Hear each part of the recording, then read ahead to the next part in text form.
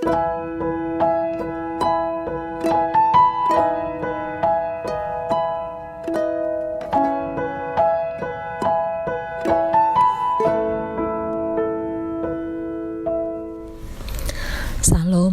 pernikahan saya mula-mula adalah pernikahan beda agama.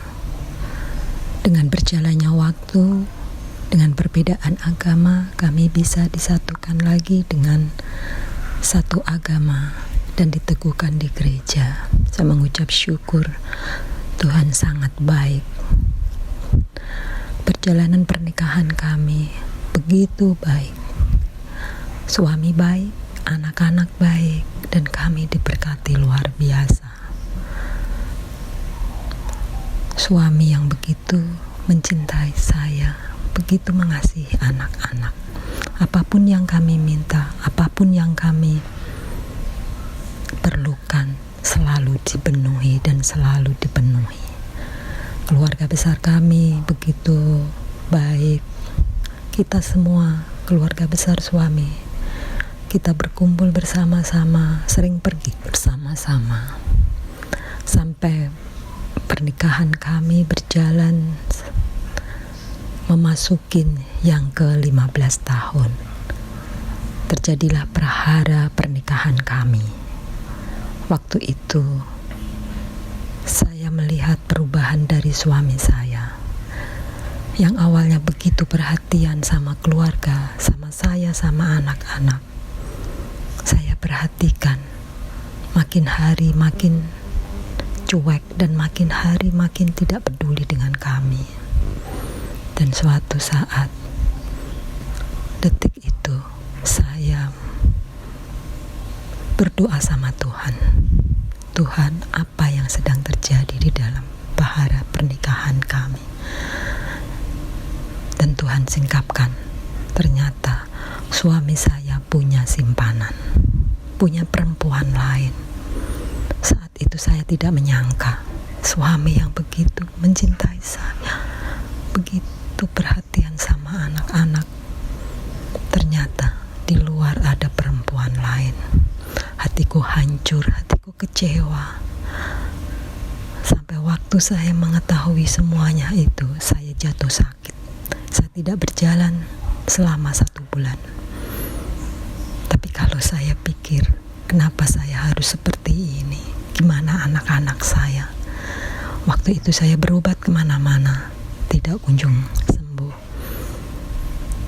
Dan waktu itu saya selalu berdoa dengan mama mertua saya. Mama mertua saya berkata, lepaskan pengampunan, hanya seperti itu. Maafkan semua orang yang menyakiti kamu. Tapi suatu saat, waktu itu saya belum bisa.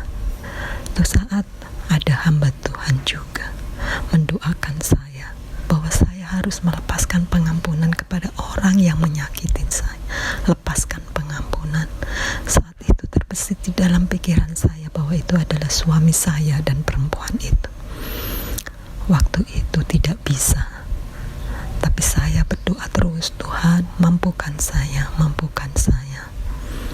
Dan akhirnya dengan berjalannya waktu, saat saya mulai sembuh, saya sudah berdoa sama Tuhan. Saya berdoa sama Tuhan, saya tidak mau seperti ini Tuhan, saya mau sembuh. Kalau saya begini terus Tuhan, gimana anak-anak saya? Suami saya sudah begitu, anak-anak saya bagaimana ini ke depannya? Tuhan sangat baik, saya bisa jalan. Seminggu, 2 minggu kami bisa duduk, dan 3 minggu saya bisa jalan dan kembali sempurna lagi. Dan waktu itu suami sudah pulang seenaknya saja. Mau pulang ke rumah dia pulang, mau kemanapun dia sudah tidak peduli sama keluarga. Dengan berjalannya waktu setahun, kami begitu hancur di dalam keterpurukan. Pekerjaan kami makin lama makin tidak ada hasil. Tidak ada apapun, satu demi satu, apa yang kami punya kami jual untuk kelangsungan hidup kami. Dan pada akhirnya semua apa yang kami dapatkan, berkat yang Tuhan begitu melimpah, satu persatu habis. Dan akhirnya pun pekerjaan suami saya juga habis, semua aset habis. Kami percaya ini semua bukan karena Tuhan marah, tapi semua ini karena kesalahan kami. Untuk itu Tuhan menegur kami. Apakah ini teguran Tuhan? Apakah ini proses yang harus saya alami? Saya selalu berdoa dan kepada Tuhan. Dan suatu ketika ada hamba Tuhan, kamu coba lihat YouTube-nya Ibu Eli Kurniawati. Dan saat itu COVID terjadi, tidak ada gereja kemana yang onsite. Waktu itu saya lihat online Ibu Eli Kurniawati. Saya selalu mendengarkan dia, selalu mengikuti YouTube-nya Ibu Eli. Dan suatu saat saya minta dari IG Ibu Eli, saya minta nomor WA-nya Ibu Eli. Ibu Eli sangat baik, dia welcome. Dan saya waktu itu pernah sekali telepon Ibu Eli. Ibu Eli selalu menguatkan saya. Kalau saya punya masalah-masalah yang begitu berat, begitu saya menghadapi suami yang selalu PHP-in saya telepon Ibu Eli. Dan Ibu Eli berkata, serahkan semua sama Tuhan, jangan mengandalkan kekuatan kamu sendiri. Benar, kadang menurut pikiran saya tidak percaya sama Tuhan. Saya seringkali ragu sama Tuhan. Kalau saya waktu seperti itu, saya telepon Ibu Eli, dan Ibu Eli selalu menguatkan saya. Walaupun kadang saya WA sehari 2 hari baru dijawab, tapi selalu dijawab oleh Bu Eli. Dan kalau urgent benar, dan sekali saya telepon Ibu Eli, saya selalu mengikuti arahan Ibu Eli. Benar, saya diamkan. Saya dengar YouTube Ibu Eli, tuli bisu buta. Saya tidak mendengar apapun yang dikatakan oleh keluarga besar saya. Banyak keluarga besar saya mau diajak ke dukun untuk melepaskan suami saya dari perempuan itu, tapi saya menolak. Biarlah Tuhan yang akan menyelesaikan sendiri. Tapi mau sampai kapan keluarga saya seperti itu? Saya jawab, saya tidak tahu. Waktunya Tuhan itu yang terbaik. Dengan berjalannya waktu, sampai berjalan 3-4 tahun, masuki 4 tahun, suami saya lebih parah. Saya udah diam, saya tidak pernah mempermasalahkan. Dia mau pergi, mau pulang, saya diam. Saya tetap melayani kalau dia pulang. Walaupun saya seringkali suami berkata bahwa saya itu tidak tulus, saya itu pura-pura, tapi saya berkata, biarlah Tuhan yang tahu. Dan sampai dengan berjalannya waktu, bukan lebih baik lagi, saya serahkan Tuhan, tapi makin parah. Kenyataan saya yang hadapin makin parah. Suami tidak pulang 3 bulan, 1 bulan, seenaknya saja. Sampai-sampai HP saya diblokir. Saya tidak bisa menghubungi suami saya. Saya diam, saya tidak protes. Dan suatu ketika, saya tidak mengira dia pagi-pagi benar. Waktu itu HP saya diblokir. Pagi-pagi benar dia telepon beberapa kali, karena pagi saya lihat HP saya dibuka, WA saya dibuka. dia mau pulang. Dan waktu itu dia bilang dia mau pulang, saya mau kembali ke rumah, bahwa dia tidak sama perempuan itu lagi. Saya berkata, pulang. Kalau kamu memang mau pulang, pulang aja. Dan waktu itu saya berdoa sama Tuhan. Tuhan, terima kasih. Terima kasih Tuhan. Terima kasih. Kalau suami saya Kau telah lepaskan dengan perempuan itu. Dan waktu itu dia pulang ke rumah dan kami terima dengan baik. Kami biasa seperti biasa. Dia sudah tidak pulang itu 3 bulan 1 bulan. Berjalannya waktu dia di rumah, tetap aja ibu-ibu, tetap aja perempuan itu selalu WA, selalu minta pertanggungjawaban ke suami saya dengan minta uang, minta apa, saya tidak tahulah. Dan terakhir saya berkata kepada suami saya tidak mau mendengar lagi tentang perempuan itu. Apapun itu urusan kamu, saya tidak mau tahu. Dan akhirnya suami saya berkata, oke,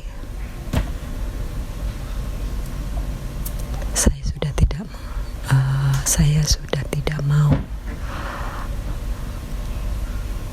mendengar tentang perempuan itu. Udah saya lepaskan perempuan itu. Saya melepaskan semua apa yang sedang terjadi. Dan saya tahu kalau saat ini, walaupun suami saya belum pulih sempurna kembali, tapi saya percaya sama Tuhan bahwa Tuhan akan memulihkan keluarga saya. Walaupun kalau lihat kenyataan, kalau menurut pikiran saya, kalau menurut, masih ada banyak yang disembunyikan oleh suami saya. Tapi saya berserah sama Tuhan. Tuhan, saya serahkan semua. Saya serahkan suami saya ke dalam tangan kasih. Oh Tuhan, Kau yang berdaulat atas hidupnya Mama. Dan saya serahkan semua ke dalam tangan Tuhan. Kami percaya bahwa kalau kami berjalan bersama Tuhan, tidak ada yang mustahil. Dan saat ini suami saya udah di rumah selama 3 bulan. Puji Tuhan, itulah kesaksian saya. Walaupun proses demi proses masih berjalan, tapi saya percaya Tuhan pasti memberikan kekuatan kepada keluarga saya, anak-anak saya, dan suami saya. Terima kasih. Tuhan Yesus memberkati. Oke, Shalom Bu NN. Shalom. Shalom Bu. Ya, salam. Shalom. Haleluya. Kalau dari suaranya udah semangat sekali ya Bu ya. Harus semangat. Walaupun tadi Bu bilang di akhir saya masih proses, tapi saya bersyukur suami sudah ada 3 bulan di rumah, begitu ya Bu ya. Iya, prosesnya banyak masih. Masih oke. Iya. Oke, baik, nanti Tuhan akan pulihkan satu persatu. Baik, pertanyaan saya adalah apakah selama pernikahan ini selain suami berselingkuh, kalau cekcok nggak ada ini ya, nggak ada KDRT nggak ya Bu ya? Baik kan suami ya? Nggak ada. Baik harusnya ya? Baik. Nggak pernah. Nggak pernah ya. Ke anak-anak juga baik sekali begitu ya? Iya. Anak-anak puji Tuhan baik semua. Nah, makanya sehingga ibu tidak pernah menyangka bahwa suami yang baik itu ternyata punya ini ya, wanita lain begitu ya. Oke, makanya yang kelihatannya baik-baik itu ya hati-hati ya, lihat suaminya masing-masing ya. Yang kelihatannya baik-baik itu belum tentu begitu ya. Iya, jadi inilah pengalaman yang luar biasa. Dan selain tadi ibu sempat ngomong juga bahwa Ibu mendengar YouTube khotbah-khotbah dari Ibu Eli. Apakah Ibu juga ada pendamping lain seperti ibu rohani atau hamba Tuhan yang lain untuk bisa terus berdoa begitu? Ada didampingi juga? Saya kan ikut persekutuan doa, ikut doa puasa Esther gitu, dopeng ada. Nah, jadi tetap ada komunitas ya yang secara onsite Ibu bisa lebih dikuatkan begitu ya? Iya. Oke. Kalau nggak ikut begitu nggak kuat, Pak. Nah, ini dia yang saya ingin perjelas. Apakah kalau nggak ikut seperti itu, Ibu akan runtuh di tengah jalan, begitu kan ya? Ternyata Ibu akuin ya, nggak akan kuat ya kalau nggak ikut begitu ya? Iya, kalau komunitas kita salah, kalau kita bergaulnya sama yang ngikutin dunia, ya pasti mengandalkan kekuatan kita. Kamu bisa, saya bisa, pasti begitu. Nah, sehingga Ibu pernah ditawarkan pakai jasa dukun aja begitu ya, dan Ibu tolak ya, dan Ibu menolak. Nah, itu yang menawarkan orang Kristen bukan, Bu? Enggak sih. Oh, untung enggak. Aduh. Tapi ada juga orang Kristen yang nawarin begitu, Bu? Ada. Luar Bukan biasa. Protestan ya. Iya. Makanya ada. Saya juga kadang dari dia dukun, maaf kata dari dukun, ya harus lawannya dukun, katanya seperti itu. Pernah. Tapi saya tidak mau, biarin aja, saya bilang. Ya, makanya ya itu. Kadang ada teman kita ya di komunitas kita yang Kristen juga ada. Ya seperti itu ya, menyarankan seperti itu kan sesuatu yang aneh begitu kan ya.